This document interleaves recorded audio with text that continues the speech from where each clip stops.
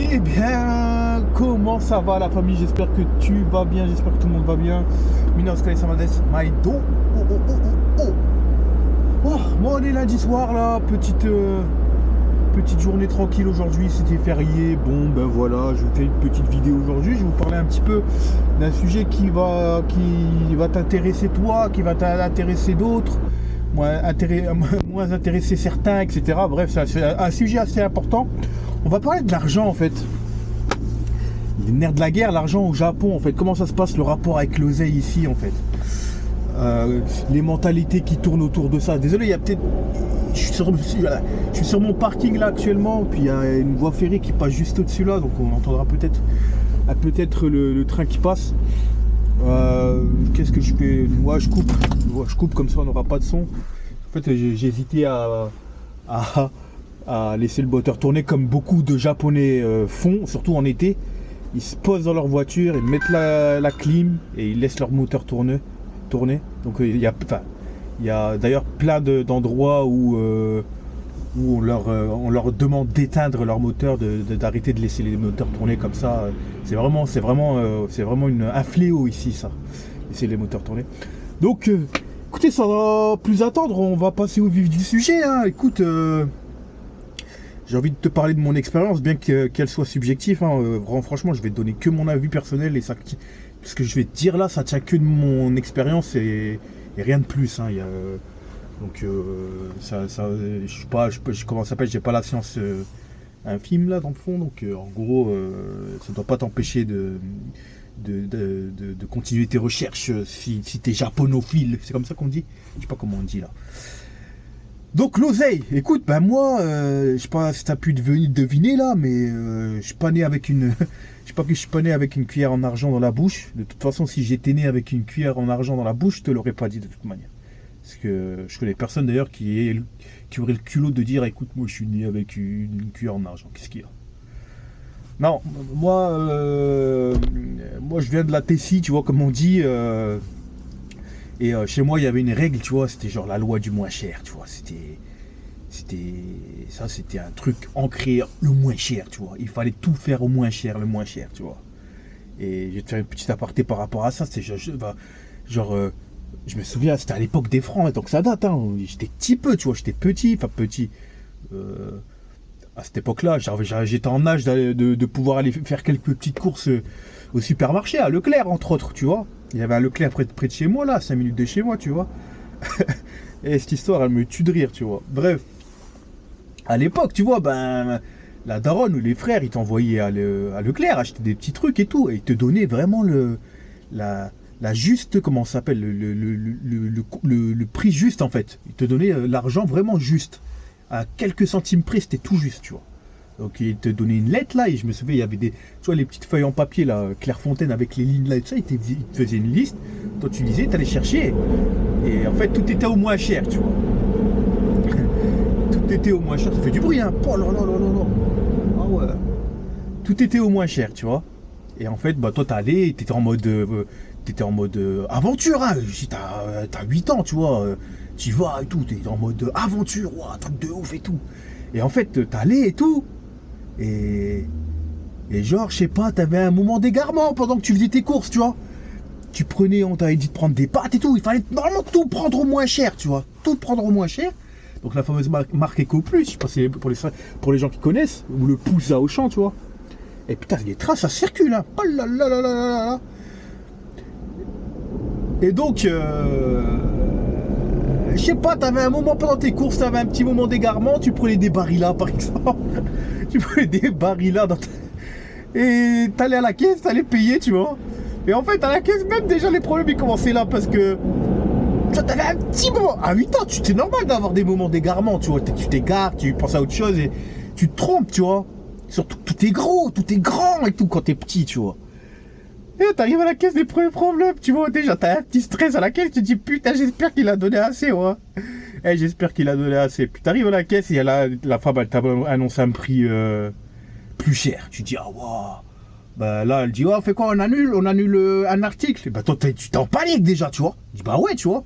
Tu dis, ça va résoudre l'affaire. La solution, la solution, elle va être réglée comme ça, tu vois. Et là, à l'époque, tu te souviens, à l'ancienne, quand c'était ça, la caissière, elle appelait Jacqueline, là.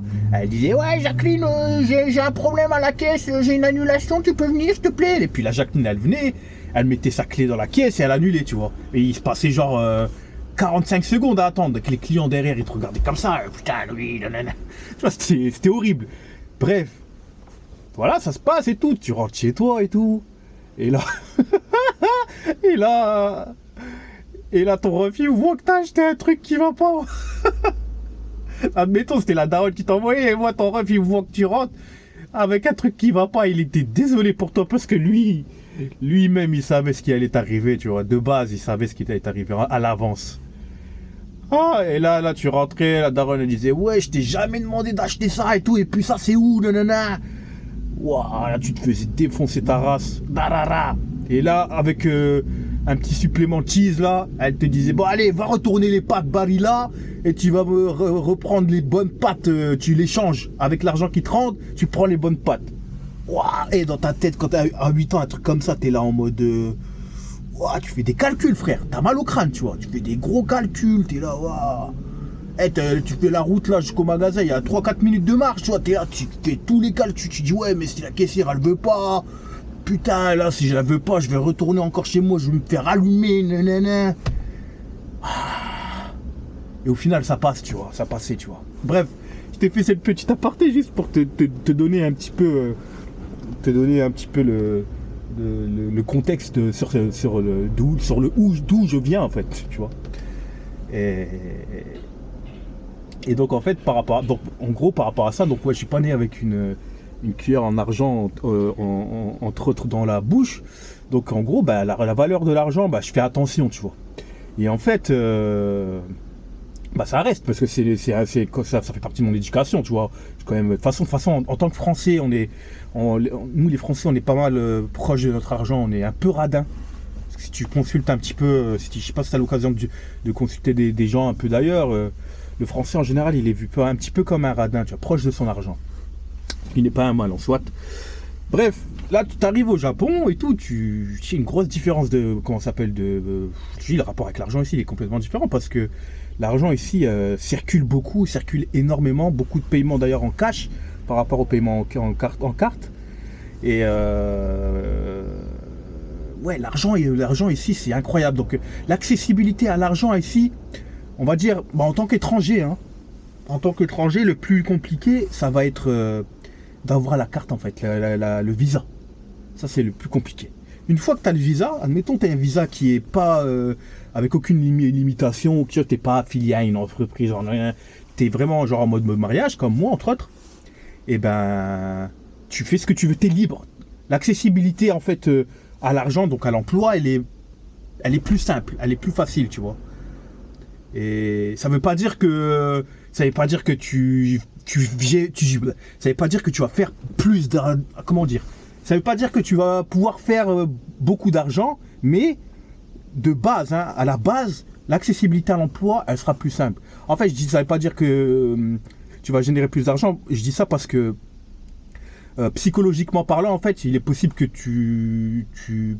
comme en fait les entreprises ici pour lesquelles tu travailles, tu dévoues à eux, en fait, tu dévoues à ton chef d'entreprise. T'es vraiment en mode ton employeur, c'est plus que ta femme, tu vois. C'est vraiment incroyable, tu fais beaucoup d'heures, etc. En fait, ce qu'il y a de bien avec ça, c'est si tu kiffes ce que tu fais, et j'en connais beaucoup, des gens qui sont là et qui kiffent ce qu'ils font, et donc du coup, il n'y a pas de limitation d'heures, tu travailles tout le temps si tu veux, t'as le droit. Je trouve que dans la loi, t'as pas le droit, mais ça va, ils tolèrent, tu vois. Tant que tu payes bien tes impôts, il n'y a pas de souci, tu vois. Donc si tu kiffes ton job, tranquille, YOLO, tu vois. Let's go. On fonce. Enfin, tout ça, on charbonne, tu vois.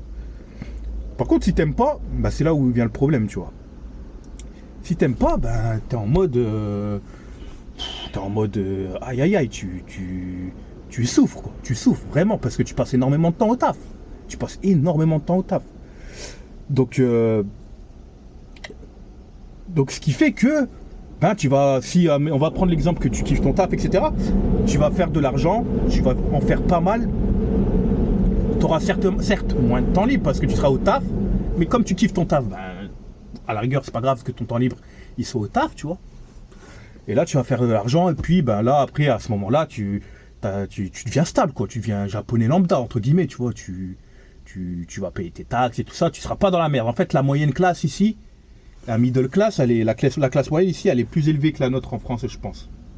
Bien que la classe moyenne en France, je sais pas jusqu'où elle va, tu vois. Je sais pas d'où est-ce qu'elle commence, ni jusqu'où elle va. Mais j'ai l'impression qu'ici, elle est plus élevée. C'est-à-dire que quelqu'un qui travaille ici, normal, un salariman, par exemple, ben, il va être tranquille, tu vois. Il n'y aura pas de soucis, vraiment aucun souci. Il y aura même beaucoup d'argent de côté, tu vas aller voir. Il y a beaucoup de familles ici qui ont des belles voitures, des belles baraques et tout ça. C'est pas ce qu'on peut imaginer, genre les gens qui sont recroquevillés dans leur coin. Non, non, non, non, non, il n'y a pas vraiment. Pas... Si, il y a beaucoup, c'est beaucoup les jeunes, les gens qui sont pas mariés, tu vois. Mais une fois que tu t'établis, en fait, tu as des tranches, en fait, tu as des tranches d'âge. Une fois que tu passes certaines tranches-là, bah, tu les vois, les gens qui s'émancipent, en fait, tu sais. Ils s'émancipent. Et donc, voilà, sur ce sujet-là, ouais, que je voulais vous dire. Et donc, ouais, une grosse différence de consommation. En France, on va faire gaffe, on va faire attention à enfin, sur nos dépenses, tu vois, ça c'est cher, ça c'est cher. Ici, j'ai pas l'impression qu'on fasse attention, et puis aussi le fait que tout est payant ici, hein, tout est payant. Ici, il n'y a rien de gratos, hein, tout se paye, tout se monétise. Genre là où je suis dans mon parking chez moi. Enfin, chez moi, mon chez moi, il est à 1,5 km d'ici en fait. Pourquoi je suis aussi loin? Parce que bah, j'ai déménagé, tu vois. Et j'ai gardé mon parking parce que mon parking là où je suis, enfin, mon parking, ouais, il est pas cher. Là où j'habite là, le parking, il coûte beaucoup plus cher, tu vois. Donc encore, la loi du moins cher s'est appliquée sur cette condition-là. Et donc en fait tout se paye. Tu vas n'importe où, tu veux garer ta voiture, tu dois payer. Il n'y a pas un endroit où tu payes pas, sauf au Combini. Et encore au Combini, là, au 7-Eleven, Family Mart, etc. Tu payes. Tu payes pas, tu dois pas rester longtemps en fait. Tu dois pas rester plus que 20 minutes. Mais dans tous les autres endroits, c'est genre 1,50 € les 20 minutes ou les 30 minutes. Ça dépend en fait, tu vois. Et, et donc ensuite, tout se paye ici. Moi, genre mon déménagement, j'ai déménagé en octobre dernier, ben, j'ai lâché une feuille de 2500 € en frais de départ, en frais de gestion en fait, entre comment s'appelle le pas de porte, parce que tu dois payer un pas de porte, tu sais, genre pour remercier le propriétaire de te louer son appart. Donc en gros je te dis ça pour t'expliquer que l'argent ici ça tourne, ça part, ça vient, ça part, ça vient, ça part, ça vient, ça part, ça fait partie du jeu, tu vois. Ça fait partie du jeu, tu vois. Après bon ben la mentalité japonaise aussi, elle fait que ben il faut bosser, tu vois. Il faut bosser, c'est normal de faire des heures sup, c'est normal de travailler le samedi, c'est tu vois, il faut taffer. Faut taffer normalement, tu taffes pour manger en fait. Tu taffes pour manger, tu vois. Tu te dois de taffer, il n'y a pas de si tu travailles pas, c'est mal vu quand même. C'est plus mal vu qu'en France, par exemple. Il y a il y a des assistances ici, il y a des aides sociales, mais je suis pas sûr que. Il y a des aides sociales, j'en ai déjà entendu parler du chômage, etc. J'ai déjà entendu des gens me dire qu'il y avait ça. Mais pareil, tu vois, c'est pas un truc, on dirait, c'est pas un truc très très très répandu. De toute façon, toutes les institutions ici financières sont privées. C'est-à-dire que tout est décentralisé. Tu dois payer chaque truc. Tu payes la retraite là, tu payes l'assurance maladie là, tu payes ça là, tu payes comme ça, tu payes comme ça. Moi, tous les mois, je paye comme ça. Du coup, tu as l'impression de cracher de ouf, tu vois. Tu t'arrêtes jamais, en fait. Et en fait, c'est la capitalisation. Là, on est vraiment dans la capitalisation à son paroxysme. Tu vois. Vraiment, la consommation, tout est fait pour consommer. Genre, les combini, ils sont ouverts 24 h sur 24. Tu vas n'importe où, chaque coin de rue, combini 24 h sur 24, c'est ouvert. Mais j'allais dire c'est une aberration. Non, c'est peut-être pas une aberration pour certains, mais pour certains ça peut être une aberration, tu vois. Tu te dis putain le mec qui travaille là, miskin il est payé au lance-pierre parce que on va pas croire qu'il va aller payer deux fois son salaire la nuit, hein. Oublie ça, hein. Il a peut-être 1 € de plus la nuit, tu vois. Et, tu vois, c'est assez horrible, tu vois. Après t'es peut-être un peu plus en fait c'est ça qu'ils disent. C'est que c'est un de mes potes qui avait sorti ça, il m'a dit en gros la nuit t'es tranquille, il y a moins de clients donc on peut pas te payer le double. What the hell? Donc en gros tu viens, tu te baises la santé pour 1 € de plus, tu vois. Et il y en a plein qui le font, tu vois. C'est comment ça s'appelle? c'est comment ça s'appelle, il en faut pour tout le monde, tu vois. De toute façon, en termes de marché de travail ici, les tafs comme ça, entre guillemets, les tafs, tu vois, secondaires, les baïtos, comme on dit, les tafs temps partiel, etc. Pouh, ici, t'as de tout. Ah, c'est abusé, ça recrute à mort. Tu vas, là, il y a un supermarché là, tu vas là, tu rentres là, tu entends des annonces. Ouais, nous recrutons, partout. C'est abusé à quel point ils ont du mal à recruter, alors qu'ils sont quand même 128 millions, tu vois. 128 millions, nous en France, on est quoi, un peu moins de 2 fois moins, tu vois. Et c'est la galère, tu vois. Genre, t'entends des.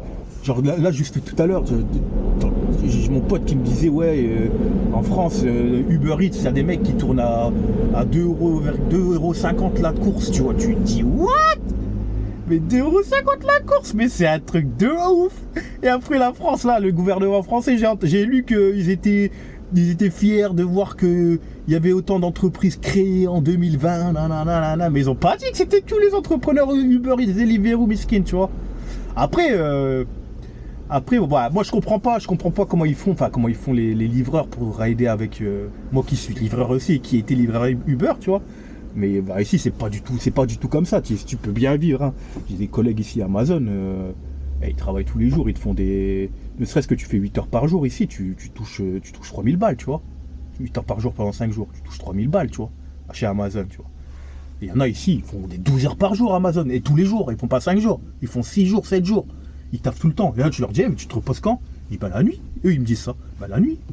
Je dis, ah ouais, toi t'es chaud. Elle me dit, bah mais c'est normal, j'ai mes enfants, et mes enfants ils vont à l'école. Mais en fait, non, c'est qu'eux, ils sont rodés comme ça. Ils ont été élevés comme ça. De toute façon, l'éducation, elle est. Ici, ouais, faut le taf avant tout, tu vois. Si par exemple il neige en France, nous on va dire, bon, bah chef, je viens pas, il neige, tu vois. C'est un peu là, c'est. Ici, ils vont dire, bon, chef, là, il faut que. Je vais trouver une solution pour venir en toute sécurité, tu vois. Tu vois, les priorités, elles sont différentes, tu vois. Ici, il faut que tu fasses de l'oseille, tu vois. Et de toute façon, même si toi, par exemple, tu viens, parce qu'en général, les gens, ils viennent, moi comme moi, tu arrives en touriste, tu vois le pays, tu dis, waouh, c'est beau et tout, le client est roi, tu vois, tu ressens vraiment cette atmosphère-là. C'est pour ça que ça nous plaît ici, tu vois. C'est pas une question... ça me gratte dans le cou. C'est pas une question économique, tu vois, l'immigration ici. Parce que moi, par exemple, moi personnellement, en France, j'avais une situation beaucoup mieux qu'ici, tu vois, financièrement parlant. Mais psychologiquement parlant, elle n'était pas forcément mieux, tu vois. Donc ici, en venant ici, j'ai trouvé entre guillemets une sagesse. Mais c'est parce que j'étais venu en touriste. À l'époque, je suis venu en tourisme. Tout était rose, t'es le roi du pétrole. Les gens ils te parlent avec respect. Il y a du, tu vois, il y a de la, il y a pas de vol, il y a pas de délinquance. C'est détendu, tu vois. Après, quand tu vis, bon, c'est différent. C'est différent, mais t'apprends à vivre. De toute façon, ça fait partie du jeu, tu vois. Moi, comme je dis à chaque fois, je suis comme un enfant de 10 à 12 ans. Un enfant japonais de 10 à 12 ans qui est ici, là. Sauf que je suis grand, tu vois. Sauf que j'ai 25 ans, 35 ans, tu vois, maintenant. Ça veut dire que là, en gros, même quand je travaille, en gros, c'est comme si j'avais 10 ans, 12 ans au Japon et que je gagnais, je sais pas moi, je gagnais l'équivalent de entre 2500 et 3000 balles par mois, tu vois. Ce que je fais actuellement, tu vois. Un tout petit peu plus, ouais. Enfin, ça dépend, en fait, ça dépend. Mais, comment ça s'appelle et en fait, ça, je trouve ça bien, tu vois. C'est-à-dire que tout le monde a sa chance, en fait. Tout le monde a sa chance. Et pour le moment, tu vois, ça peut changer. Tout le monde a sa chance, mais comment te dire ça, mais tu peux être vite mis sur la sellette, tu vois. Et en général, tu portes le fardeau de ton comment ça s'appelle, pas le fardeau, mais tu représentes en gros ta nation, toi, tu vois. Ta nationalité, elle est entre guillemets représentée. Bah, en fait, tu portes ton drapeau quand tu viens t'intègres une entreprise, parce qu'en général, bah, sauf si tu intègres une entreprise une entreprise française par exemple, bon bah là non, mais si tu intègres une entreprise japonaise, bah, pour eux tu seras la France, tu vois. Tu seras le drapeau bleu, blanc, rouge, et si tu travailles trop bien, bah eux dès qu'ils vont voir un Français plus tard, ils vont dire ah on va te prendre nous. Par contre si tu fais de la merde, etc., bah ils vont dire ah ouais non, francs. Bon, après, c'est un peu normal, hein, c'est... Genre, par exemple, là, les Viettes. Les Viettes, tu vois, eux, ils immigrent pour d'autres raisons. Ils immigrent pour des raisons. Les Vietnamiens, les Népalais, hindous, tu vois, ils immigrent pour des raisons économiques. Donc, ils savent qu'ici, ils vont faire de l'oseille de ouf, tu vois. Ils vont faire de l'oseille comme pas possible. Plus d'oseille ici que ailleurs, tu vois. Bah, que chez eux, du moins. Donc, bah, ils sont ici, ils charbonnent. Et c'est des charbonneurs. Mais, par exemple, ils sont un peu moins bien vus, tu vois, que d'autres, que les Occidentaux, par exemple. Parce que, ben, ils sont très... Bah, après, c'est un autre problème, c'est un autre débat. Ils sont très communautaires. Et quand tu fais tu vois, quand tu es en mode communautaire comme ça peut créer des problèmes en fait. C'est un autre débat, je vais pas rentrer dans les détails, mais ça peut créer des problèmes, tu vois. Du coup, il y a un peu des problèmes. Tu as des Japonais qui ont un peu le seum. Par exemple, là, avec chez Amazon, t'as beaucoup de Japonais qui viennent me voir et disent t'as vu, il y a des Chinois et tout qui sont là maintenant. Ah, qui viennent me voir, moi, je suis un de ces francs, tu vois, je suis un Renois, tu vois, je suis un étranger aussi, tu vois. Ouais, t'as vu, il y a des Noirs qui sont là et tout, et des Vietnamiens, ils sont là et tout, nanana, et tout. Bon, c'est fini là, on va plus pouvoir travailler et tout, parce que, ben, en gros, c'est des charbonneurs, tu vois, ces gens-là, c'est des gens qui en veulent, ils veulent tu vois. Et les Japonais, ils ont un peu, le japonais de base, il a un peu le seum, il se dit, putain, le bâtard, il faut mon danger, tu vois.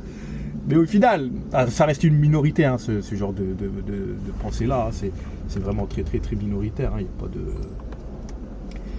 Et voilà, ouais, voilà, donc, entre guillemets, entre autres, mon avis, en fait, sur un petit peu l'argent, en fait, le rapport avec l'argent ici. Donc, forcément, tout se paye. Après, on s'en sort très bien. Si je vous ai dit, hein, genre moi, je travaille entre 2,5 heures et 7 heures par jour, tu vois. Je suis bien, tu vois. Je suis bien, tu vois. Je suis correct. Dès que tu commences à travailler, en fait, c'est le visa. Le visa, c'est tout. C'est le seul problème ici. Dès que t'as pas le visa, ben t'es en galère, t'es là, t'es en mode plan d'eau, en fait, tu vois. T'es en mode, c'est la hasse. Par contre, dès que t'as un visa, t'es libre. Hell man, t'es en mode, t'es bien, tu vois. Et moi, je me suis toujours posé la question, tu vois, genre si un Japonais, il immigre en France, il parle pas très bien ou il parle pas français, tu vois, est-ce qu'il peut prétendre euh, à taffer, en fait, et gagner sa vie décemment, en fait, tu vois.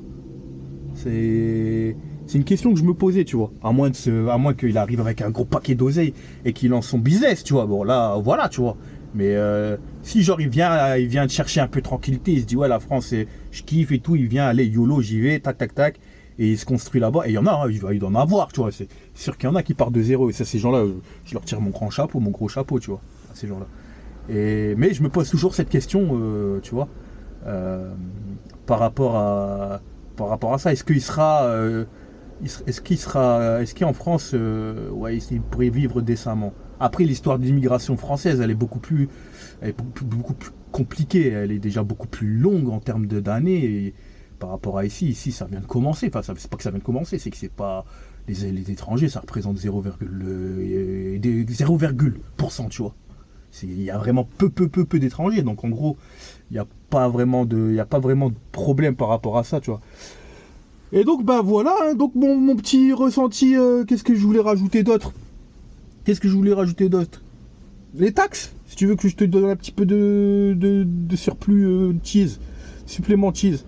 Les taxes, non, les taxes, ouais, j'ai envie de te dire, les taxes, c'est de toute façon le système, en parlant avec un pote japonais qui est un petit peu, comment ça s'appelle, il est en mode genre le truc des droits et tout, c'est son dada, tu vois. En parlant avec lui, il m'a dit que le système de taxes japonaise est basé sur le système des taxes françaises. C'est intéressant. Donc en gros, ben, tu payes, hein, et tu payes là. Et là, quand je suis arrivé au Japon, là, je me suis fait allumer, laisse tomber, frère. De toute façon, je m'y attendais là, mais je me suis fait allumer là, ça fait mal, tu vois. Ça fait très très très mal. Mais bon, tu vois, je mange, j'arrive à vivre, je peux manger dehors tous les jours si je veux, nanana, tu vois. Sans souci, tu vois. La seule différence, c'est que, la TVA, par exemple, en France, elle est de 20%, tu vois. Ici, elle est de 10%. Bon, ok, on te donne 10% ici. Yeah. Mais bon, je te dis, de toute façon, ça compense avec tout le... De toute façon, ouais, tu payes tout. Genre le permis de conduire, putain, j'ai pas dit ça. Le permis de conduire, ça dépend, mais genre moi, tous les 3 ans, arrivé à un moment, c'est tous les 5 ans, mais si tu fais pas la fraction, mais tous les 3 ans, tu dois renouveler. Ben ça, tu payes, tu vois. Genre là, moi, quand je suis rentré du Japon, mon permis, il était expiré. Parce que je l'ai fait en mai 2018. 2019, pardon, et il était valable jusqu'à décembre 2021, donc 2 ans et demi. Et je suis arrivé ici en mars 2022, donc je suis arrivé là-bas, j'ai dit ouais, j'étais en Europe, je suis désolé et tout, je suis en retard et tout. Ils m'ont dit ouais, bah c'est pas grave et tout, on va te le faire et tout, paye. J'ai payé 80 balles, tu vois, parce que j'ai le permis moto, etc. Tu vois, ils m'ont fait ah là là là là. Et si tu fais des infractions et tout ça là, boum, tu rajoutes encore.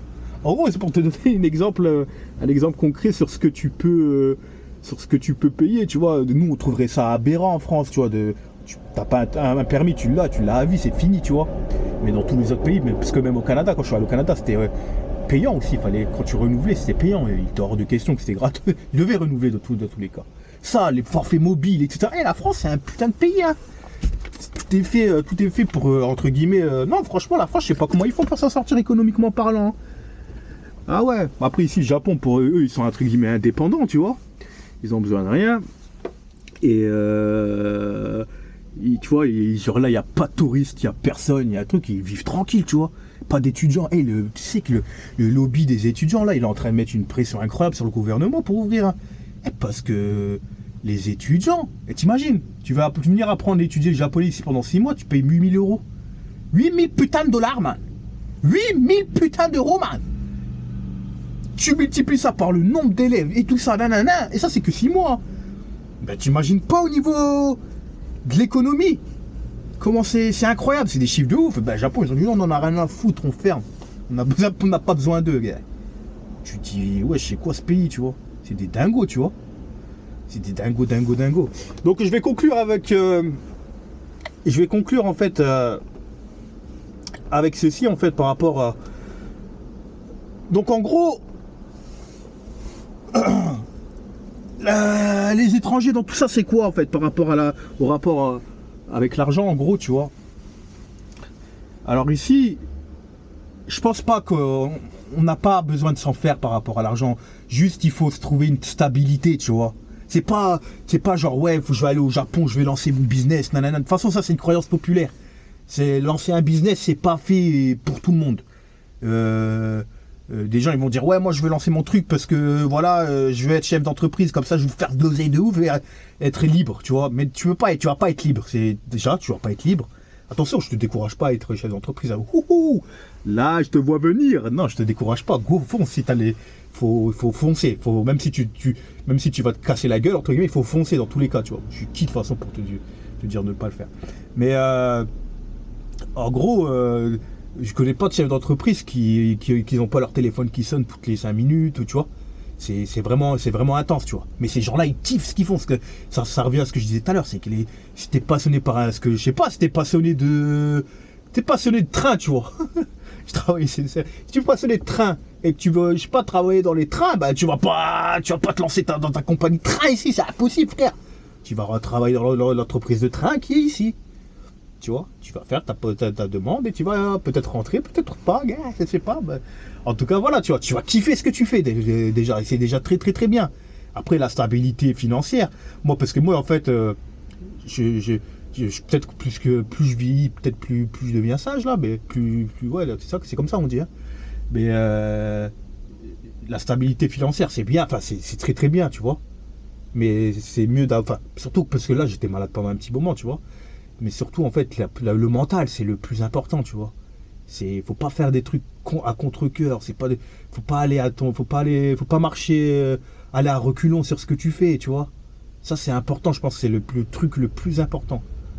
Donc c'est pour ça, je disais ça, ouais. Donc je disais ça, pourquoi d'ailleurs je disais ça. Alors, pourquoi je te parlais de business? Ouais, donc en gros, je disais les étrangers tout ça. Non, je te disais en gros, si tu as le projet de venir ici, tu vois, si tu as le projet de venir ici, de t'établir, etc. Et moi, je pense pas que tu devrais t'inquiéter au niveau de l'argent, tu vois. Je te dis, c'est même pas je dis pas que les diplômes ils servent à rien, mais c'est toujours très très très bien d'en avoir. Mais même si t'as pas de diplôme, t'as pas de soucis, y a pas de soucis. On n'était pas plus con qu'un autre, tu vois. T'es pas plus con, t'es pas, tu vois. On est tous, on est des êtres humains avant tout, tu vois. On a besoin de manger, c'est tout, tu vois. Tu vas faire ton con si tu viens. Tu vas faire ton petit truc ici, tu vas t'établir. Et voilà, et tu vas trouver ta petite stabilité, elle sera peut-être moins bien qu'en France, ou peut-être mieux, tu sais pas, mais tant que t'as pas essayé, tu peux pas savoir, tu vois. Et c'est sur ces mots que je vais te dire qu'on se revoit dans une autre vidéo, mon ami. Et, et je pense que je vais te parler un petit peu de la situation des Vietnamiens ici et des Chinois qui sont plus ou moins mal vus dans la prochaine vidéo, tu vois. Et ça risque d'être un petit peu très controversé. Allez, à plus la famille.